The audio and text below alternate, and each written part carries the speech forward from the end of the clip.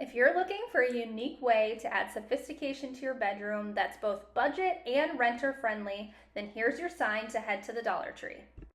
For the first step of this project, I headed to my bedroom and measured the width of my bed frame, which was 58 inches, then measured up to a height that looked nice, which was about 45 inches.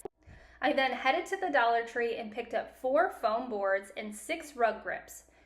Next, I taped 2 of the foam boards together on the short sides with packing tape, followed by the other 2 boards, making sure to tape on both sides of the seam.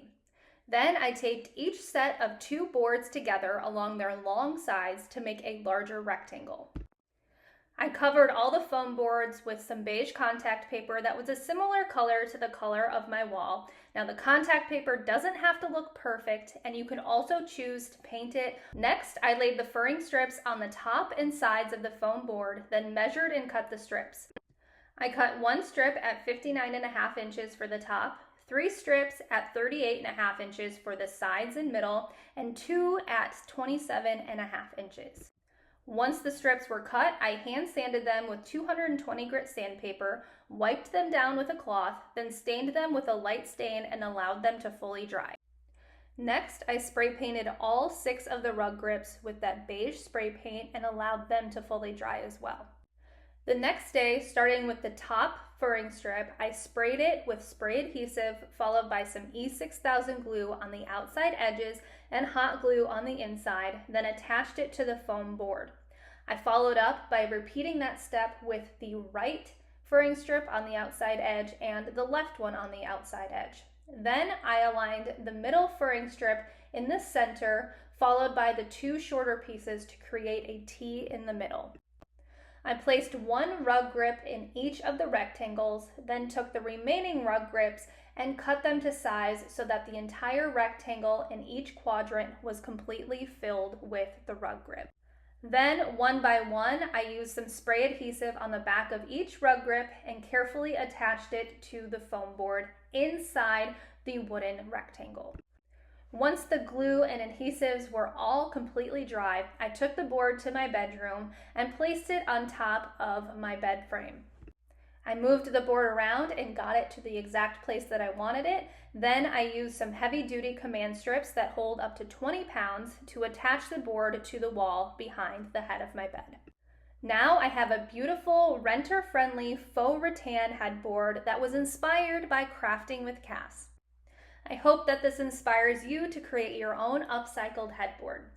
Thanks so much for watching Hometalk, and I'll see you next time. I trimmed and sewed 2 different thrifted flat sheets together and left about a 2 to 3 foot opening at the bottom. I stuffed a folded piece of foam inside and then folded it over a headboard. I used hot glue to secure some ties to either side and tied both ends in cute bows.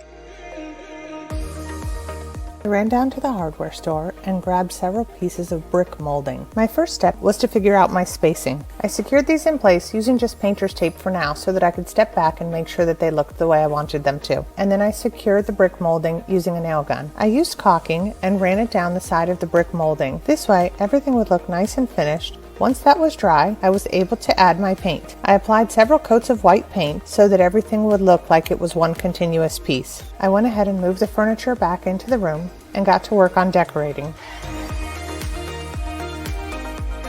I'm gonna go right down the center and just cut them in half so that I have that flat edge to go flush against the board. Space the noodles out with a little bit of spacing in between and then attach them also with the staple gun for some added stability. I worked in sections of about 4 at a time, sprayed a little bit of spray adhesive on, and then just kind of used my hands to firmly work the leather into the channels. I trimmed the edge at the corner and then just tucked it over and secured it tightly with a little bit of spray adhesive and then also more of the staples. Once that corner was secure, I just worked my way down.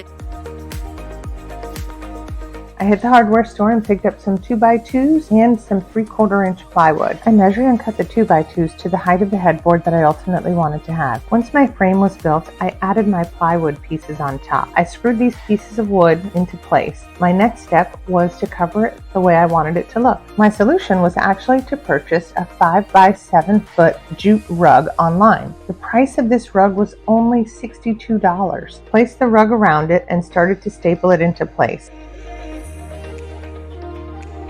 I am going to show you how to make 3 high-end looking headboards using supplies from Dollar Tree. You're going to start by flipping it over so the white side is facing down. On the back, I am using 2 paint sticks and I'm going to hot glue them over the creases. I grabbed a really lightweight towel. So I've ironed out all the creases, laying it flat on my table, and I'm going to put the piece of cardboard over the top and then just fold it around the sides and hot glue it in place. This next headboard uses peel and stick wallpaper tiles from Dollar Tree. And I laid them all out again on that trifold board, made sure that the patterns matched up. To finish off the edges, I am just folding that wallpaper over. Dollar Tree has these rolls of shelf liner. So starting with the trifold board as a base, I am just going to unroll onto the cardboard. I want to line up all these flowers so it looks like one continuous piece. For the back of this one, I am going to fold the remaining adhesive over the back so the edges look nice and finished.